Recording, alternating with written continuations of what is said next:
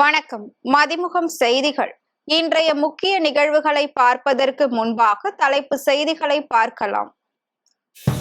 கொடைக்கானல் நட்சத்திர ஏரியை சுற்றி முதலமைச்சர் மு.க.ஸ்டாலின் உற்சாக சைக்கிள் பயணம். பொதுமக்கள் மற்றும் சுற்றுலா பயணிகள் செல்ஃபி எடுத்து மகிழ்ச்சி. சிறுவர் சிறுமியருடன் கால்பந்து விளையாடினார் பிரதமர் மோடி. புத்துணர்ச்சியை அளித்ததாக எக்ஸ் தள பதிவு. பாசறை பாணர் தேனிசை செல்லப்பா மறைவு. மதிமுக பொதுச் செயலாளர் வைகோ இரங்கல். தமிழக வெற்றி கழக தலைவர் விஜய் திருச்செந்தூர் சுப்பிரமணிய சுவாமி கோவிலில் சுவாமி தரிசனம். விஜயை காண ஏராளமான ரசிகர்கள் குவிந்ததால் பரபரப்பு. இந்தோனேஷியாவில் 2 ரயில்கள் மோதிய விபத்து. 14 பேர் பரிதாபமாக உயிரிழப்பு. கொடைக்கானல் நட்சத்திர ஏரியை சுற்றி முதலமைச்சர் மு.க.ஸ்டாலின் உற்சாகமாக சைக்கிள் பயணம் மேற்கொண்டார். திண்டுக்கல் மாவட்டம் கொடைக்கானலுக்கு கடந்த சனிக்கிழமை முதலமைச்சர் மு.க.ஸ்டாலின் தனது குடும்பத்தினருடன் ஓய்விற்காக வந்தடைந்தார். முதலமைச்சர் மு.க.ஸ்டாலினுக்கு கொடைக்கானல் மக்கள் நாள்தோறும் சிறப்பான வரவேற்பு அளித்து வருகின்றனர். கொடைக்கானலில் நாள்தோறும் நடைபயிற்சி மேற்கொண்டு வரும் முதலமைச்சர் மு.க.ஸ்டாலினிடம் செல்ஃபி எடுத்தும் கைகுலுக்கியும் பொதுமக்கள் உற்சாகம் அடைந்து வருகின்றனர். கடந்த 2 நாட்களாக ஏரி சாலை மற்றும் மனோரஞ்சிதம் நீர்த்தேக்கத்தை சுற்றி முதலமைச்சர் மு.க.ஸ்டாலின் நடைபயணம் மேற்கொண்டார். 3வது நாளான இன்று கொடைக்கானல் நட்சத்திர ஏரி சாலையில் சுமார் 2 கிலோமீட்டருக்கு நடைபயணம் மேற்கொண்டார். அப்போது ஏரி சாலையில் இருந்த சுற்றுலா பயணிகள் மற்றும் பொதுமக்கள் முதலமைச்சர் மு.க.ஸ்டாலின் சைக்கிள் சவாரி செய்ததை ஆர்வத்துடன் கண்டு ரசித்தனர். சிறுவர் சிறுமியருடன் கால்பந்து விளையாடியது புத்துணர்ச்சியை அளித்ததாக பிரதமர் மோடி பதிவிட்டுள்ளார். பிரதமர் நரேந்திர மோடி 2 நாள் பயணமாக சிக்கிம் மாநிலத்திற்கு சென்றுள்ளார்.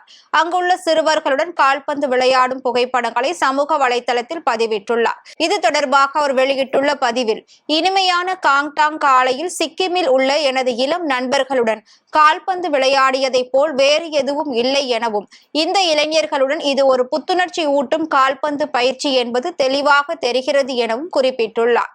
பின்னணியில் லோக்பவன் கட்டிடம் தெரியும் வகையில் மோடி விளையாட்டு வீரர்களுடன் ஒரு புகைப்படமும் எடுத்துக்கொண்டார். சிக்கிம் மாநிலம் உருவாக்கப்பட்டு 50 ஆண்டுகள் நிறைவடைந்ததை கொண்டாடும் விதமாக அங்கு நடைபெறும் விழாவில் பிரதமர் நரேந்திர மோடி கலந்து கொள்கிறார். அதில் 4000 கோடிக்கும் மேலான மதிப்புள்ள வளர்ச்சி திட்டங்களை தொடங்கி வைக்க உள்ளார். அது மட்டுமின்றி ஆர்கிட் மலர்கள் வளர்க்கப்படும் உலகத்தரம் வாய்ந்த ஆர்கிட் பூங்காவான கேங்டாக் பகுதியில் உள்ள ஸ்வர்ண ஜெயந்தி மைத்ரி மஞ்சரி பூங்காவை பார்வையிட உள்ளார். இதனால் சிக்கிம் முழுவதும் பாதுகாப்பு ஏற்பாடுகள் பலப்படுத்தப்பட்டுள்ளது. பாசறை பாணர் தேனிசை செல்லப்பாவின் மறைவிற்கு மதிமுக பொதுச் செயலாளர் வைகோ இரங்கல் தெரிவித்துள்ளார். பிரபல ஈழ விடுதலை போராட்ட பாடகர் தேனிசை செல்லப்பா இன்று காலமானார். தமிழ் ஈழ விடுதலை போராட்டம் மற்றும் தமிழ் தேசிய உணர்வை ஊட்டும் வகையில் நூற்றுக்கணக்கான பாடல்களை பாடி பாசறை பாணர் என்று தேனிசை செல்லப்பா மக்களால் அன்புடன் அழைக்கப்பட்டார். தென்காசி மாவட்டத்தில் உள்ள சிங்கிலிப்பட்டி என்ற சிற்றூரில் பிறந்த இவர் தனது 85வது வயதில் உடல்நலக் குறைவால் காலமானார். இவரது மறைவை ஒட்டி பல்வேறு தமிழ் அமைப்புகளும் அரசியல் தலைவர்களும் தங்களது இரங்கலை தெரிவித்து வருகின்றனர். இந்நிலையில் மதிமுக பொதுச் செயலாளர் வைகோ இரங்கல் தெரிவித்துள்ளார். இது தொடர்பாக வைகோ வெளியிட்டுள்ள இரங்கல் செய்தியில், தமிழீழ விடுதலைக்காகவும் தமிழின மறுமலர்ச்சிக்காகவும் வாழ்நாள் முழுவதும் இசைக்குயிலாய் இன்னிசை பாடல்களை இசைத்து வந்த தேனிசை செல்லப்பா இன்று இயற்கையில் இணைந்தார் என்ற துயர செய்தி கேட்டு பேரதிர்ச்சியும் பெரும் துயரமும் அடைந்ததாக குறிப்பிட்டுள்ளார். 1990ஆம் ஆண்டில் யாழ்ப்பாணம் கோட்டை மைதானத்தில் 5 லட்சம் தமிழர்கள் திரண்ட கூட்டத்தில் தேனிசை செல்லப்பாவின் ஈழ விடுதலை பாடல்கள் புத்தெழுச்சியை ஊட்டியது என சுட்டிக்காட்டியுள்ளார். வீரத்தின் வேர்கள், தாய் நிலத்து வேலி முதலான பல்வேறு தலைப்புகளில் ஈழ விடுதலைக்காக பாடிய இவரை தமிழீழ தேசிய தலைவர் பிரபாகரன் பாசறை பாணர் என்று பாராட்டியதாக நினைவு கூர்ந்துள்ளார். மறுமலர்ச்சி திராவிட முன்னேற்ற கழகத்தின் இலக்கிய அணி நடத்திய பாவேந்தர் விழாக்களிலும் கழகத்தின் கூட்டங்களிலும் தேனிசை செல்லப்பா பலமுறை பாடி மகிழ்வித்திருக்கிறார் என கூறியுள்ளார். தேனிசை செல்லப்பா அவர்களின் மறைவால் துயரத்தில் உள்ள அவரது மனைவி விஜயா, அன்பு மகள் இளங்கோவன், ஆருயிர் புதல்விகள் தமிழ்கொடி, ராஜேஸ்வரி ஆகியோருக்கும் தமிழ் மக்களுக்கும் ஈழத்தமிழ் உறவுகளுக்கும் தனது ஆழ்ந்த இரங்கலை தெரிவித்துக் கொள்வதாகவும், தேனிசை செல்லப்பா தனது உணர்ச்சிமிகு பாடல்களால் எந்நாளும் நம்மோடு வாழ்வார் எனவும் வைகோ குறிப்பிட்டுள்ளார். தமிழக வெற்றி கழக தலைவர் விஜய் அறுபடை வீடுகளில் ஒன்றான திருச்செந்தூர் சுப்பிரமணிய சுவாமி திருக்கோவிலில் சுவாமி தரிசனம் செய்தார். சட்டசபை தேர்தலில் 233 தொகுதிகளில் தாவேகா தனித்து போட்டியிட்ட நிலையில் திருச்சி கிழக்கு, பெரம்பூர் ஆகிய 2 தொகுதிகளில் விஜய் போட்டியிட்டார். இதனிடையே சட்டசபை தேர்தல் முடிந்த அடுத்த நாளே அரசியல் கட்சி தலைவர்கள் பலரும் சுற்றுப்பயணம் மேற்கொண்டுள்ளனர். இந்நிலையில் தாவேகா தலைவர் விஜய் இன்று அதிகாலை திருச்செந்தூர் கோவிலில் சுவாமி தரிசனம் செய்தார். இதற்காக சென்னையில் இருந்து விமானம் மூலம் மதுரை சென்ற அவர் அங்கிருந்து கார் மூலம் திருச்செந்தூர் வந்தடைந்தார். பட்டு வேட்டி சட்டை அணிந்து திருச்செந்தூர் முருகன் கோவிலில் அதிகாலையில் நடந்த விஸ்வரூப தரிசனத்தில் விஜய் பங்கேற்றார். அங்கு சுவாமி தரிசனம் செய்த விஜய்க்கு பூரண கும்ப மரியாதை அளிக்கப்பட்டது. கையில் வேலுடன் விஸ்வரூப தரிசனம் செய்த விஜய் கடலில் இறங்கி மலர்கள் சாற்றி முருகனை வழிபட்டார். விஜய் வந்தது தெரிந்ததும் அதிகாலையிலேயே அங்கு ஏராளமான ரசிகர்கள் திரண்டனர். இந்தோனேஷியாவில் 2 ரயில்கள் மோதிக்கொண்ட விபத்தில் 14 பேர் உயிரிழந்துள்ளனர். இந்தோனேஷிய தலைநகர் ஜகார்த்தா அருகே பெகாசி திமுர் ரயில் நிலையத்தில் உள்ள நடைமேடையில் பயணிகள் ரயில் நின்று கொண்டிருந்தது. அப்போது அவ்வழியாக வந்த மற்றொரு விரைவு ரயில் பயணிகள் ரயில் மீது மோதி விபத்துக்குள்ளானது. நள்ளிரவு நிகழ்ந்த பயங்கர விபத்தில் 14 பயணிகள் உயிரிழந்தனர். மேலும் 80க்கும் மேற்பட்டோர் படுகாயமடைந்தனர். இதனையடுத்து காயமடைந்த பயணிகள் அனைவரும் மீட்கப்பட்டு மருத்துவமனைகளில் சிகிச்சை பெற்று வருகின்றனர். விபத்து குறித்து தகவல் அறிந்து சம்பவ இடத்திற்கு விரைந்து வந்த மீட்பு குழுவினர் காயமடைந்தவர்களை மீட்டு சிகிச்சைக்காக மருத்துவமனையில் அனுமதித்தனர். இடிபாடுகளுக்குள் இன்னும் சில பயணிகள் சிக்கி இருக்கலாம் என்பதால் மீட்பு பணிகள் தொடர்ந்து தீவிரமாக நடைபெற்று வருகின்றன. இதனிடையே உயிரிழப்பு எண்ணிக்கை மேலும் அதிகரிக்க கூடும் என அஞ்சப்படுகிறது. தெற்கு சூடானில் ஏற்பட்ட விமான விபத்தில் 14 பேர் பரிதாபமாக உயிரிழந்தனர். கிழக்கு ஆப்பிரிக்காவில் உள்ள சூடான் அருகே தெற்கு சூடான் நாடு அமைந்துள்ளது. இந்நிலையில் நேற்று அந்நாட்டின் யோயி நகரில் இருந்து தலைநகர் ஜுயாவுக்கு சிறிய ரக விமானம் புறப்பட்டுள்ளது. அந்த விமானத்தில் விமானி உட்பட 14 பேர் பயணித்தனர். இந்நிலையில் தலைநகர் ஜூபா அருகே நடுவானில் பறந்து கொண்டிருந்த போது திடீரென விமானம் வனப்பகுதியில் விழுந்து விபத்துக்குள்ளானது. இந்த விபத்தில் விமானம் முழுவதும் தீப்பற்றி எரிந்தது. இந்த விபத்தில் 14 பேரும் தீயில் கருகி உயிரிழந்தனர். இந்த சம்பவம் குறித்து தகவல் அறிந்து விரைந்து சென்ற மீட்பு குழுவினர் விமான விபத்தில் உயிரிழந்த 14 பேரின் உடல்களையும் மீட்டனர். இந்த விபத்து தொடர்பாக அதிகாரிகள் நடத்திய முதற்கட்ட விசாரணையில் மோசமான வானிலை காரணமாக விமானம் வனப்பகுதியில் விழுந்து விபத்துக்குள்ளானதாக தகவல் வெளியாகியுள்ளது. சென்னையில் 22 கேரட் ஆபரண தங்கத்தின் விலை சவரனுக்கு 1040 ரூபாய் குறைந்து 1,12,800 ரூபாய்க்கு விற்பனையாகிறது. சர்வதேச பொருளாதார நிலவரங்களுக்கு ஏற்ப தங்கத்தின் விலை அதன் ஏற்ற இறக்கத்தை சந்தித்து வருகிறது. இந்நிலையில் நேற்று உயர்ந்து காணப்பட்ட தங்கம் விலை இன்று குறைந்து காணப்படுகிறது. அதன்படி சென்னையில் 22 கேரட் ஆபரண தங்கத்தின் விலை கிராமிற்கு 160 ரூபாய் குறைந்து 14,100 ரூபாய்க்கு விற்பனையாகிறது. மேலும் சவரனுக்கு 1040 ரூபாய் குறைந்து 1,12,800 ரூபாய்க்கு விற்பனை செய்யப்படுகிறது. அதேபோல் வெள்ளியின் விலையும் கிராமிற்கு 5 ரூபாய் குறைந்து 1 கிராம் வெள்ளியின் விலை 265 ரூபாய்க்கும் 1 கிலோ வெள்ளியின் விலை 2,65,000 ரூபாய்க்கும் விற்பனை செய்யப்படுகிறது. தமிழ்நாடு என்றாலே சாதனை என முதலமைச்சர் மு.க. ஸ்டாலின் தெரிவித்துள்ளார். முதலமைச்சர் மு.க. ஸ்டாலின் வெளியிட்டுள்ள எக்ஸ் தள பதிவில் தமிழ்நாடு என்றாலே சாதனை சாதனை சாதனை என குறிப்பிட்டுள்ளார். திராவிட மாடல் தனித்துவமான மாடல் சொன்னதை எண்களிலும் நிரூபித்துக் கொண்டிருக்கிறோம் என கூறியுள்ளார். முதல் 3 ஆண்டுகளில் அடித்தளம் அமைத்து இப்போது தொடர்ந்து 2 ஆண்டுகளாக இரட்டை இலக்க வளர்ச்சி என்ற சாதனையை நிகழ்த்தியுள்ளோம் என தெரிவித்துள்ள அவர் சிறப்பான நமது நிர்வாகத்திற்கு உழைப்பால் துணை நின்ற தமிழ்நாட்டு மக்களுக்கு நன்றி என கூறியுள்ளார். இது தொடக்கம்தான், உங்கள் துணையோடு இன்னும் பல உயரங்களை அடைவது உறுதி என நம்பிக்கை தெரிவித்துள்ளார். மேலும் நம்முடைய போட்டி என்பது மற்ற இந்திய மாநிலங்களுடன் அல்ல, தெற்காசியாவில் முதன்மை மாநிலமாக தமிழ்நாடு உயர வேண்டும் என முதலமைச்சர் மு.க. ஸ்டாலின் தெரிவித்துள்ளார். மதுரை மீனாட்சி அம்மன் சுந்தரேஸ்வரர் திருக்கல்யாணம் கோலாகலமாக நடைபெற்றது. மதுரை மீனாட்சி அம்மன் கோவில் சித்திரை திருவிழா கடந்த 19ஆம் தேதி தொடங்கியது. இவ்விழாவில் முக்கிய நிகழ்ச்சிகளில் ஒன்றான மீனாட்சி அம்மன் பட்டாபிஷேகம் நேற்று முன்தினம் நடைபெற்றது. தொடர்ந்து மீனாட்சி அம்மன் போரில் தேவர்களை வென்று இறுதியில் சிவபெருமானுடன் போர் புரியும் திக்கு விஜயம் நிகழ்ச்சி நேற்று நடைபெற்றது. விழாவின் முக்கிய நிகழ்ச்சியான மீனாட்சி அம்மன் சுந்தரேஸ்வரர் திருக்கல்யாணம் இன்று காலை கோலாகலமாக நடைபெற்றது. முன்னதாக அதிகாலை 4 மணி அளவில் சுந்தரேஸ்வரும் மீனாட்சி அம்மனும் வெள்ளி சிம்மாசனத்தில் எழுந்தருளி சித்திரை வீதிகளில் வலம் வந்தனர். பின்னர் சுவாமி முத்துராமையர் மண்டபத்தில் கன்னி ஊஞ்சலாகி ஊர்வலமாக சென்று ஆடி வீதியில் திருக்கல்யாண மணமேடையில் எழுந்தருளினர். தொடர்ந்து ரிஷப லக்னத்தில் மீனாட்சி அம்மன் சுந்தரேஸ்வரர் திருக்கல்யாணம் கோலாகலமாக நடைபெற்றது. வேத மந்திரங்கள் மங்கள வாத்தியங்கள் முழங்கிட திருமண சடங்குகள் நடத்தப்பட்டு மீனாட்சி அம்மனுக்கு திருக்கல்யாண வைபவம் கோலாகலமாக நடைபெற்றது. இதில் திரளான பக்தர்கள் கலந்து கொண்டு சுவாமி தரிசனம் செய்தனர். மதுரை மாவட்டம் பெருங்குடியில் மது போதையில் அடிக்கடி தகராறில் ஈடுபட்டு வந்த மகனின் தலையில் அம்மிக்கல்லை போட்டு கொலை செய்த தாயை போலீசார் கைது செய்தனர். பெருங்குடி அதிசிவன் நகர் பகுதியை சேர்ந்தவர் சிவபெருமாள். இவருக்கு திருமணம் ஆன நிலையில் மனைவியை பிரிந்து தனது தாய் பொற்கொடியுடன் வசித்து வருகிறார்.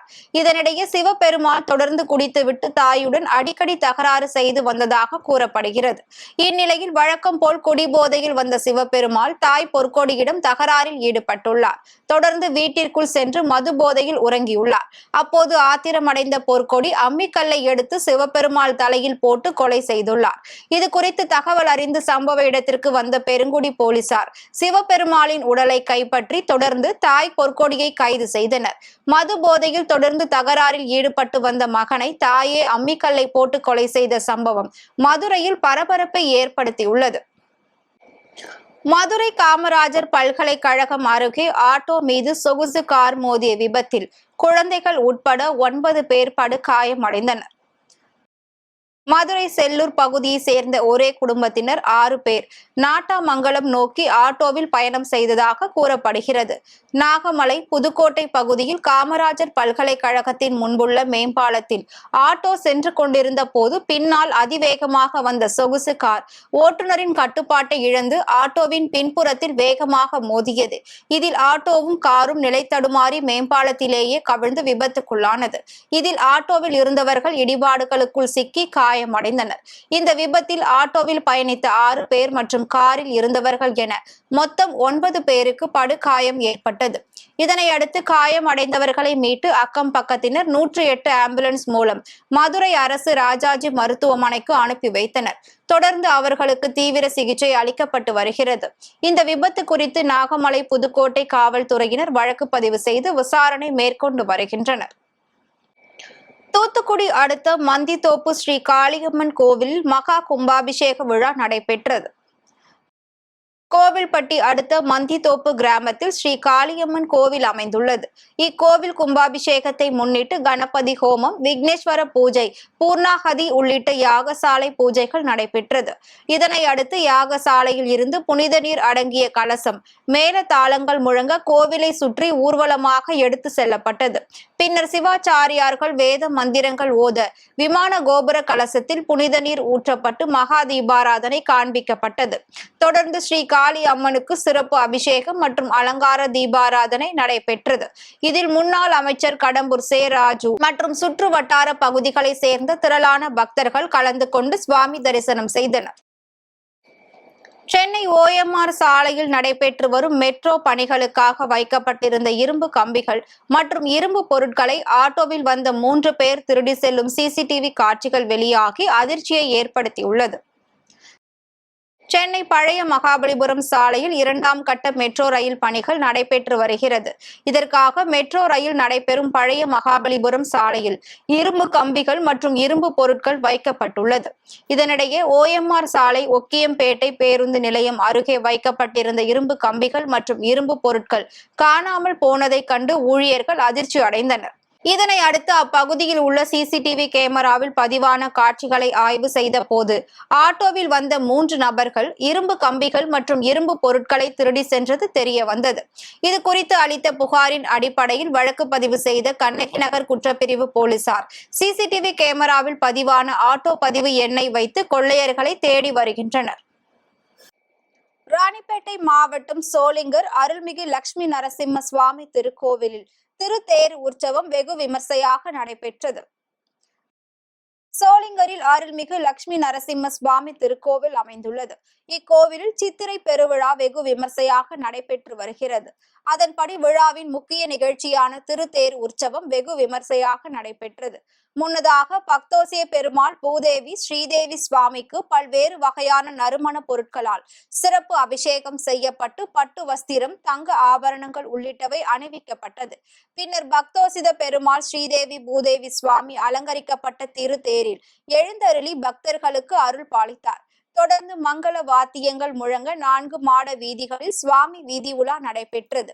இதில் முன்னாள் எம்எல்ஏக்கள் முனிரத்தினம், ஜி. சம்பத், சு. ரவி, பாமக மாவட்ட செயலாளர் சரவணன், கோவில் உதவி ஆணையர் ராஜா ஆகியோர் தேரை வடம் பிடித்து இழுத்து தேர் உற்சவத்தை தொடங்கி வைத்தனர். தொடர்ந்து சோளிங்கர் மற்றும் அதன் சுற்று வட்டார பகுதிகளை சேர்ந்த பக்தர்கள் தேரை வடம் பிடித்து இழுத்தனர். மேலும் தேர் மீது உப்பு, மிளகு தூவி தங்களது நேர்த்திக் கடனை செலுத்தினர். இதில் கலந்து கொண்ட பக்தர்கள் அனைவருக்கும் அன்னதானம், நீர், மோர் உள்ளிட்டவைகள் வழங்கப்பட்டது.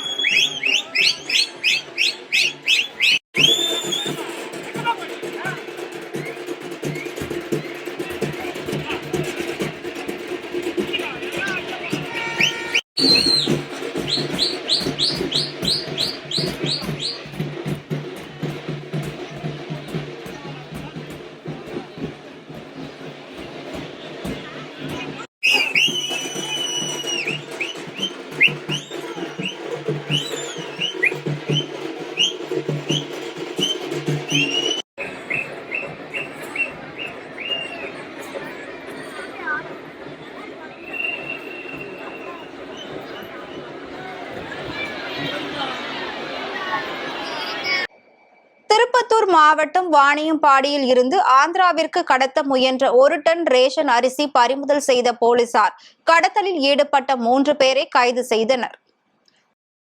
வாணியம்பாடி சார் பதிவாளர் அலுவலகம் அருகே நகர காவல் ஆய்வாளர் ஆனந்தன் தலைமையிலான காவல்துறையினர் வாகன தணிக்கையில் ஈடுபட்டிருந்தனர். அப்போது அவ்வழியாக வந்த டாடா ஏசி வாகனத்தை நிறுத்தி சோதனை செய்த போது அதில் ஆந்திர மாநிலத்திற்கு 1 டன் ரேஷன் அரிசி கடத்தி செல்வது தெரிய வந்தது. இதனை அடுத்து வாகனத்துடன் 1 டன் ரேஷன் அரிசியை பறிமுதல் செய்த போலீசார் ரேஷன் அரிசி கடத்தலில் ஈடுபட்ட பேரணாம்பட்டு பகுதியை சேர்ந்த கோபி, சித்திக் பாஷா, முகமது அலி ஆகிய 3 பேரை கைது செய்தனர். இதனைத் தொடர்ந்து பறிமுதல் செய்யப்பட்ட 1 டன் ரேஷன் அரிசியை மாவட்ட குடிமைப் பொருள் குற்ற புலனாய்வு துறை அதிகாரிகளிடம் ஒப்படைத்தனர். திருப்பூர் மாவட்டம் தாராபுரம் அமராவதி ஆற்றில் தேனீக்கள் கொட்டியதில் 20 பேர் படுகாயம் அடைந்தனர். தாராபுரம் அடுத்த நஞ்சியம்பாளையம் ஊராட்சிக்கு உட்பட்ட வரப்பாளையம் பகுதியில் சித்ரா பௌர்ணமியை ஒட்டி 100க்கும் மேற்பட்ட பக்தர்கள் அமராவதி ஆற்றில் குளித்துவிட்டு ஆற்றில் புனித நீர் தீர்த்த காவடி எடுத்து செல்ல முயன்றனர். அப்போது தேனீக்கள் கூட்டமாக கொட்டியதில் 20க்கும் மேற்பட்டோர் காயமடைந்தனர். தேனீ கொட்டியதில் படுகாயமடைந்த 2 முதியோர்கள் அரசு மருத்துவமனையில் தீவிர சிகிச்சை பெற்று வருகின்றனர். இந்த சம்பவம் அப்பகுதியில் பெரும் பரபரப்பை ஏற்படுத்தியது. வேலூர் அருகே ஆட்டோ நிறுத்தத்தில் ஏற்பட்ட தகராறில் ஆட்டோ ஓட்டுநரை கத்தியால் வெட்டிய சம்பவம் பெரும் அதிர்ச்சியை ஏற்படுத்தியுள்ளது. குடியாத்தம் அடுத்த செம்பேடு பகுதியை சேர்ந்தவர் வெங்கடேசன். ஆட்டோ ஓட்டுநருக்கும் இவருக்கும் அதே பகுதியை சேர்ந்த சதீஷ், கிரிபிரசாத் என்பவர்களுக்கும் ஆட்டோ நிறுத்துவது தொடர்பாக தகராறு இருந்ததாக கூறப்படுகிறது. இந்நிலையில் கிரிபிரசாத் வெங்கடேசனுக்கு வாக்குவாதம் ஏற்பட்டுள்ளது. அப்போது வாக்குவாதம் முற்றிய நிலையில் வெங்கடேசனை கிரிபிரசாத் கத்தியால் சரமாரியாக வெட்டியுள்ளார். இதில் தலை உள்ளிட்ட இடங்களில் பலத்த காயமடைந்து இரத்த வெள்ளத்தில் சரிந்த வெங்கடேசனை அவரது உறவினர்கள் மீட்டு சிகிச்சைக்காக குடியாத்தம் அரசு மருத்துவமனையில் அனுமதித்தனர். தொடர்ந்து மேல் சிகிச்சைக்காக வெங்கடேசனை வேலூர் அடுக்கம்பாறை அரசு மருத்துவக் கல்லூரி மருத்துவமனைக்கு அனுப்பி வைத்தனர். அங்கு அவருக்கு தீவிர சிகிச்சை அளிக்கப்பட்டு வருகிறது. இந்த தாக்குதல் சம்பவம் தொடர்பாக குடியாத்தம் கிராமிய போலீசார் வழக்கு பதிவு செய்து வெங்கடேசனை கத்தியால் வெட்டிய மற்றொரு ஆட்டோ ஓட்டுநர் கிரிபிரசாத்தை கைது செய்து விசாரணை நடத்தி வருகின்றனர். இந்த சம்பவம் அப்பகுதியில் பெரும் பரபரப்பை ஏற்படுத்தியுள்ளது. வேலூரில் கோடை விடுமுறையை மக்கள் கொண்டாடும் வகையில் நயகரா நீர்வீழ்ச்சி போல் செயற்கை நீர்வீழ்ச்சி ஏற்படுத்தப்பட்டு பொருட்காட்சி அமைக்கப்பட்டுள்ளது. வேலூர் மாங்காய் மண்டி அருகில் கோடை விடுமுறையை முன்னிட்டு குளு குளு காஷ்மீர் என்ற பெயரில் பொருட்காட்சி அமைக்கப்பட்டுள்ளது. இதில் சிறுவர்களை கவர நயகரா நீர்வீழ்ச்சியை போல் செயற்கை நீரூற்றை ஏற்படுத்தி பொருட்காட்சி அமைக்கப்பட்டுள்ளது. மேலும் குகை போல் வடிவமைத்து கங்காரு, ஒட்டகச்சிவிங்கி, மலைப்பாம்பு போன்ற விலங்குகளின் சிலைகள் தத்ரூபமாக அமைக்கப்பட்டு சிறுவர்கள் கண்டு களிக்க ஏற்பாடு செய்யப்பட்டுள்ளது. இதேபோல் டேராடூரா, கொலம்பஸ், டான்சிங், டேஷ்கார் போன்ற பொழுதுபோக்கு அம்சங்களும் இடம்பெற்றுள்ளது. இது குறித்து செய்தியாளர்களை சந்தித்த பொருட்காட்சி ஏற்பாட்டாளர் பாண்டியன், கோடை காலம் என்பதால் குளு குளு காஷ்மீர் என்ற பெயரில் மக்கள் ரசிக்கும் வண்ணம் நயகரா நீர்வீழ்ச்சியை அமைத்துள்ளோம் எனவும், இப்பொருட்காட்சியில் வீட்டு உபயோக பொருட்கள், அழகு சாதன பொருட்கள் உள்ளிட்ட 20க்கும் மேற்பட்ட அரங்குகள் அமைத்துள்ளோம் எனவும் கூறினார்.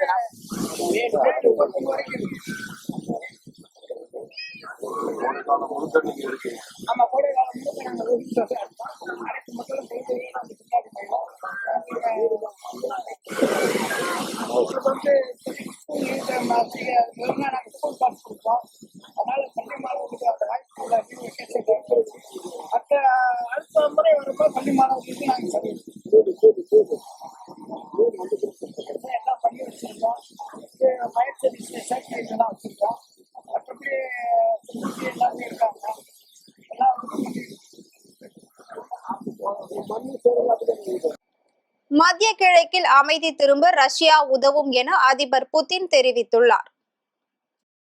மத்திய கிழக்கில் நிலவி வரும் போர் பதற்றத்தை தணித்து அமைதியை நிலைநாட்ட ரஷ்யா தன்னால் இயன்ற அனைத்து உதவிகளையும் செய்யும் என அந்நாட்டு அதிபர் புதின் உறுதியளித்துள்ளார்.